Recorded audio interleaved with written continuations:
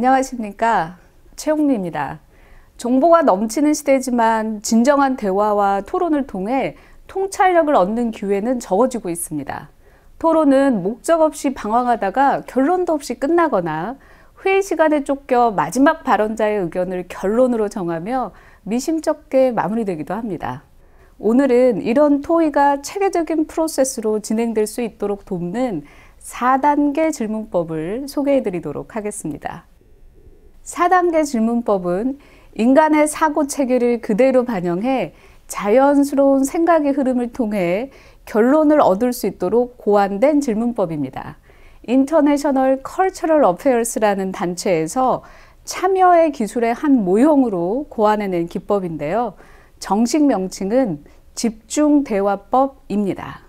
집중대화법은 오브젝티브 질문, 리플렉티브 질문, 인터프리티브 질문, 디시저널 질문의 4단계를 거치는데요. 단계별 질문 명칭의 첫 글자를 따서 오리드라고도 부릅니다. 4단계 질문법은 참석자들이 각 단계의 질문들을 로드맵 삼아 주제에 집중해서 대화를 할 수 있도록 하는 것이 목적인데요.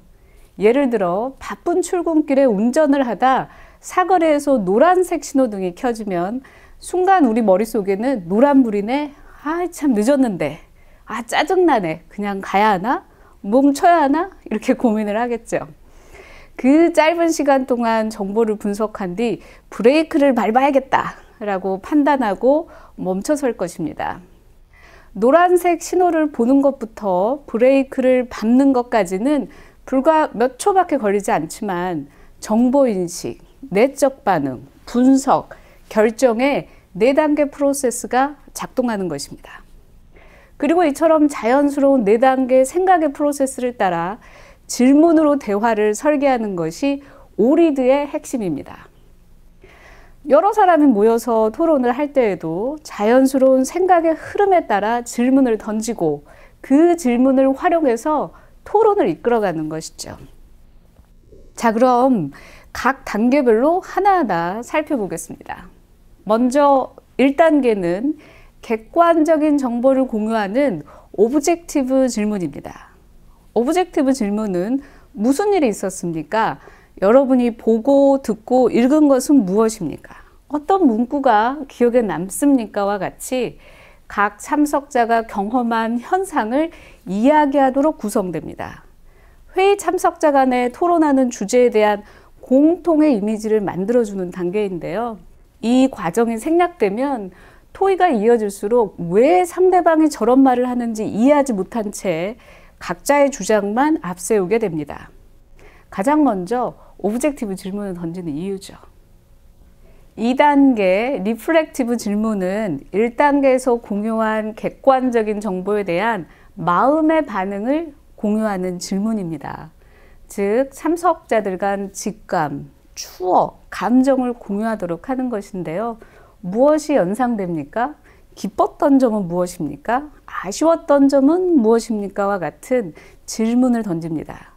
감정의 공유는 토론 참석자 간의 인간적인 친밀감과 이해도를 높이고 엉뚱한 아이디어처럼 보이지만 새로운 관점의 생각도 편안하게 드러낼 수 있도록 돕습니다. 3단계 인터프리티브 질문은 핵심 의미와 시사점을 파악하는 단계인데요. 우리 업무에 미치는 영향은 무엇일까요? 우리에게 시사하는 바는 무엇일까요? 근본 원인은 무엇일까요? 와 같은 질문들을 던집니다. 앞서 파악한 사실과 정보 등에 더해 더 깊은 사고를 할 수 있도록 토론을 이끌어가는 것이죠. 4단계 질문은 이렇게 깊이 있는 사고를 통해서 실제로 결정을 내리기 위한 디시저널 질문을 던지는 것인데요. 어떻게 결정을 해야 할까요? 우리가 무엇을 해야 한다고 생각하십니까? 와 같은 질문을 던지는 것입니다. 명쾌한 의사결정을 촉구하는 질문을 던짐으로써 결론을 유도하는 것이죠. 예를 한번 들어보겠습니다.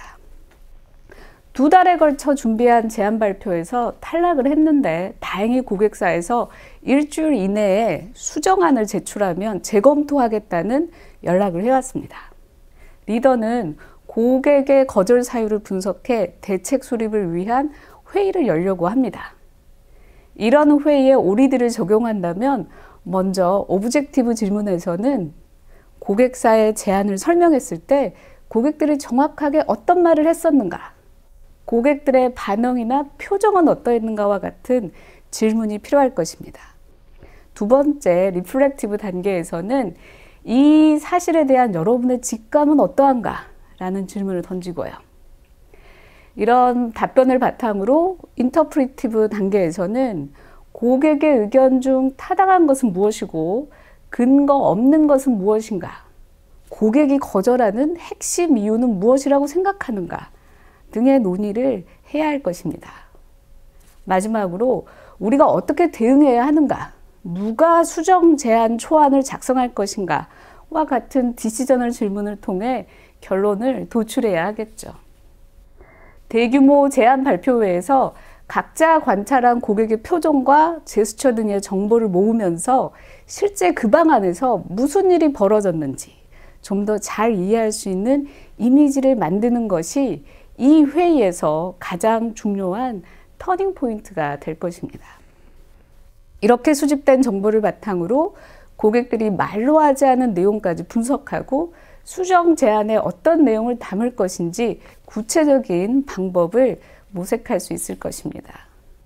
우리는 한 번의 회의를 통해서도 큰 기회를 살릴 수도 있고 놓칠 수도 있는데요. 많은 회의들이 어떤 흐름으로 생각을 모을 것인지 계획 없이 맴돌다가 끝나버리는 경우가 많습니다. 4단계 질문법, 오리들을 통해 회의 참석자들의 집단지성을 이끌어내 보시기 바랍니다. 감사합니다.